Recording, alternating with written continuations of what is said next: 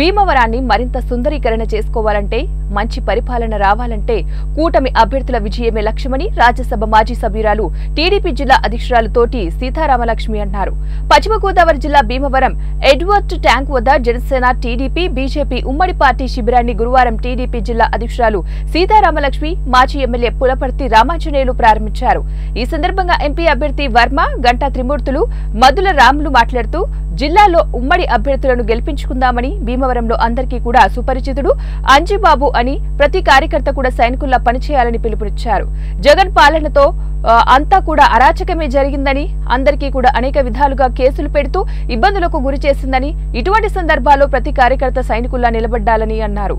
రాబోయే ఎన్నికల్లో కూటమి అభ్యర్థుల గెలుపు తథ్యమని, జిల్లాలో అందరూ కూడా గెలుపు గుర్రలేనని అన్నారు. కార్యక్రమంలో టీడీపీ రాష్ట్ర కార్యదర్శి కోల నాగేశ్వరరావు, మాజీ ఎమ్మెల్యే అంజిబాబు కుమారుడు పూలపర్తి ప్రశాంత్, ఎర్రంకి సూర్యారావు, రమేష్, మధుల రాము, త్రిమూర్తులు, చల్లా రాము, ఎంపీటీసీలు, మండల అధ్యక్షులు, జనసేన టీడీపీ నాయకులు, కార్యకర్తలు పాల్గొన్నారు. గొప్పదంగులు తెలిసింది. ఎందుకంటే ఆయన గురించి లాస్ట్ టైంలో మా తెలుగుదేశం నాయకులు సరిగ్గా ఎదిరించలేకపోయాం. ఎందుకంటే జగన్మోహన్ రెడ్డి ఎక్కడికి వెళ్ళినా లోకేష్ గారు 4 లక్షల కోట్లు తినేశాడు, చంద్రబాబు నాయుడు గారు 5 లక్షల కోట్లు తినేశారు అని దుష్టి ప్రచారం చేసి చంద్రబాబు నాయుడు గారిని, లోకేష్ గారిని అన్యాయంగా వీళ్ళు చేసిన పరిపాలన, వీళ్ళు చేసిన దుర్మార్గమైన దుష్టి ప్రచారం వల్ల ప్రజలు నమ్మడం జరిగింది. అదే కాకుండా ప్రజల్లో నుంచి ఒక శాంతి అని ఈయన ముందుకు రావడం, ప్రజలు పోన్లే తండ్రి లేడు.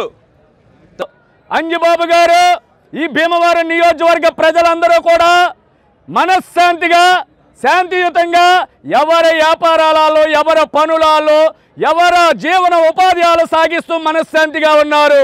నాకు శాంతి కావాలని చెప్పి ఈ ఆంధ్ర రాష్ట్ర ప్రజల్ని మోసం చేసి జగన్మోహన్ రెడ్డి అధికారంలోకి వచ్చి మరి అంబేద్కర్ రాసిన రాజ్యాంగాన్ని